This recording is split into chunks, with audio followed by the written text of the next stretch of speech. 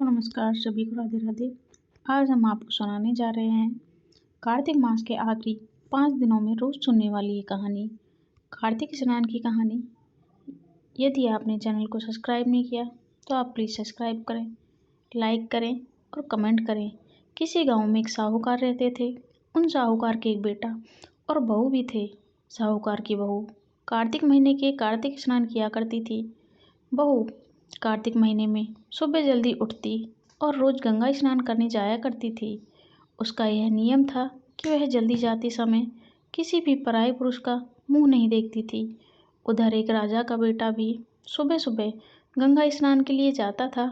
जब उस राजा के बेटे को पता चला कि उससे पहले भी यहाँ आकर कोई गंगा स्नान करता है तो वह सोच में पड़ जाता है कि वह सोचता है कि मैं इतनी सुबह स्नान करने के लिए आता हूँ, फिर भी ऐसा कौन है जो मुझसे पहले गंगा स्नान कर जाता है।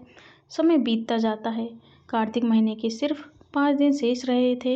एक दिन साहूकार की बहू गंगा स्नान करके जा रही थी। उधर राजा का बेटा स्नान करके आ रहा था। बहू ने जब किसी के आने की आवाज़ सुनी तो वह जल्दी जल्दी चलने लगी। जल्दी जल्दी में उसके हाथ से उसकी माला मोजड़ी छूटकर वहीं रास्ते में गिर गई।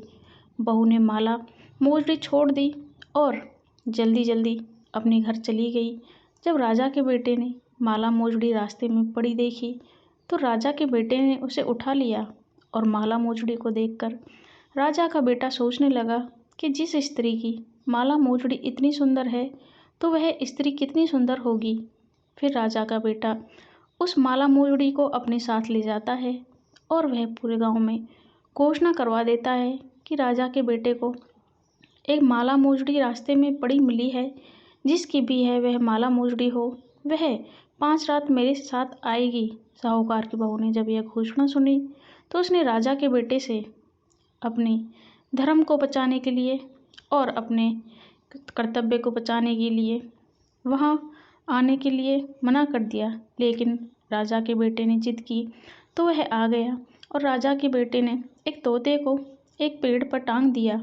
सुबह जब हुंकार की बहू सुबह आई तो वहाँ प्रार्थना करने लगी कि हे कार्तिक महाराज, हे कार्तिक ठाकुर, हे राय दामोदर, 5 पांडु, छठे नारायण, भीकम राजा, उस पापी को नींद आ जाए।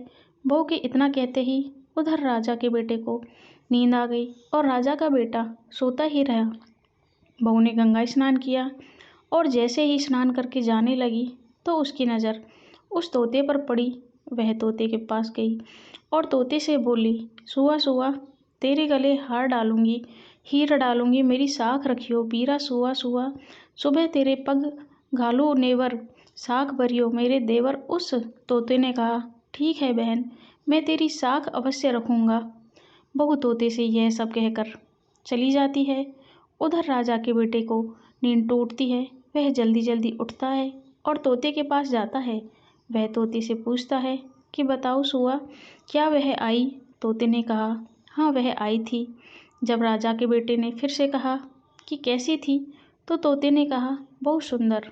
दूसरे दिन राजा का बेटा सोचता है कि मैं अपनी उंगली काट लेता हूँ जिससे मुझे नींद नहीं आएगी। राजा का बेटा उंगली काट कर लेट गया। सुबह बहुत जल्दी उठकर स्नान के लिए गंगा पर गई और भगवान से उसी प्रकार से फिर प्रार्थना करने लगी तो राजा के बेटे को फिर से नींद आ गई। बहू स्नान करके फिर वापस चली गई। राजा का बेटा आकर तोते से फिर पूछता है और तोता फिर से वही जवाब देता है।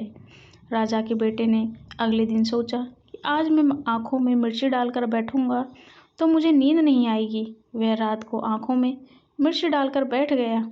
लेकिन बहू ने सुबह भगवान जी से वही प्रार्थना की तो राजा के बेटे को फिर से नींद आ गई। बहू फिर से नहाकर और धोकर चली गई। राजा के बेटे ने फिर से तोते से पूछा तो तोते ने फिर से वही जवाब दिया, वही बात दोहरा दी। इस तरह से बहू ने 4 रातें निकाल दी। बहू ने भगवान से फिर से प्रार्थना की कि आपने मेरी 4 रातें तो निकाल दी, अब यह 1 रात और निकाल दो। भगवान ने बहू की प्रार्थना सुन ली और राजा के बेटे को फिर से नींद आ गई। सुबह बहू जब स्नान करके जाने लगी तो उसने तोते से कहा कि उस राजा के बेटे से कह देना कि 5 रातें पूरी हो गई हैं, वह मेरी माला को मेरे घर भिजवा दे। सुबह सुबह जब राजकुमार की आँख खुली तो वह तोते के पास आया और राजकुमार ने तोते से पूछा कि वह आई थी, तो तोते ने कहा, हाँ वह आई थी और उसने अपनी माला को अपने घर मंगाई है। यह सुनकर राजा का बेटा समझ गया कि वह तो भगवान की सच्ची भक्त थी, इसलिए भगवान ने उसका सत्य रखा। समय बीतने पर राजकुमार को कोढ़ हो गया। तब राजा ने एक ब्राह्मण को बुलाया और राजा ने ब्राह्मण से पूछा कि मेरे बेटे को यह सब क्यों हुआ। तब ब्राह्मण ने राजा को सारी बात बता दी। ब्राह्मण ने कहा कि राजकुमार ने एक पतिव्रता स्त्री पर बुरी नज़र डाली, जिसके कारण उन्हें यह रोग हुआ है। राजा ने ब्राह्मण से कहा कि क्या इसके ठीक होने का कोई उपाय नहीं है। तब ब्राह्मण ने कहा कि राजकुमार को उस स्त्री को अपनी धर्म की बहन बनाकर रोज उसके स्नान किए हुए जल से स्नान करना होगा, तभी यह ठीक हो सकते हैं। फिर राजा माला लेकर उस साहूकार के घर गए और राजा ने साहूकार से कहा कि यह माला आपकी पुत्र बहू की है, इस माला को अपनी बहू को दे दो तथा उसके नहाए हुए जल से मेरे बेटे को नहला दो।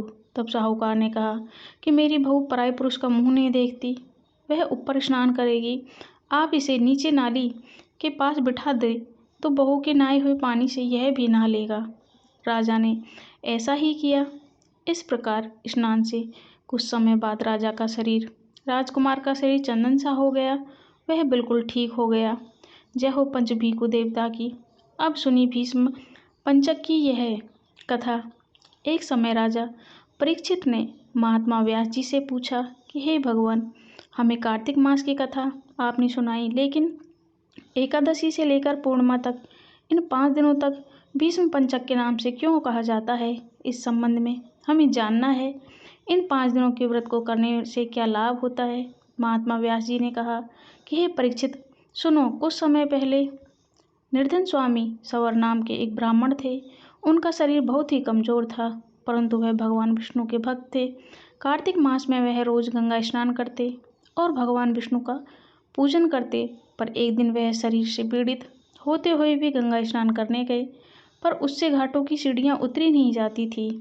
किसी तरह से वह उतरकर गंगा जी तक पहुँचे और गंगा स्नान कर वहीं बैठकर संधि उपासना करने लगे।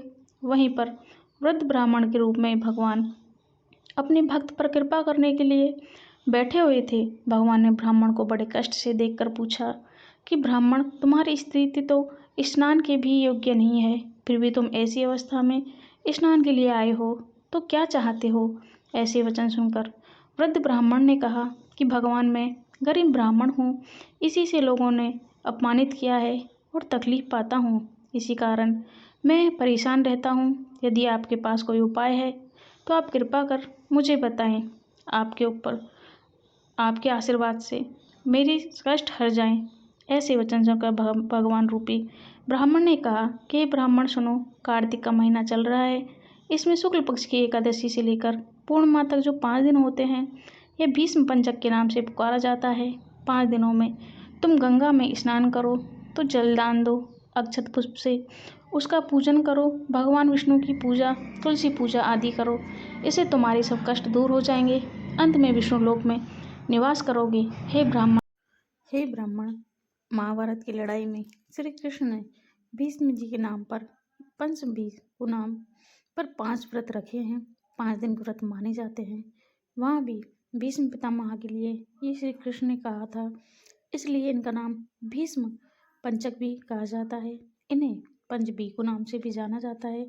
आप यदि इन व्रत को करेंगे, कार्तिक मास के अंतिम 5 दिन के यदि आप व्रत करोगे, तो आपके सभी जो दोष हैं, सभी जो कष्ट हैं, वे सारे समाप्त हो जाएंगे।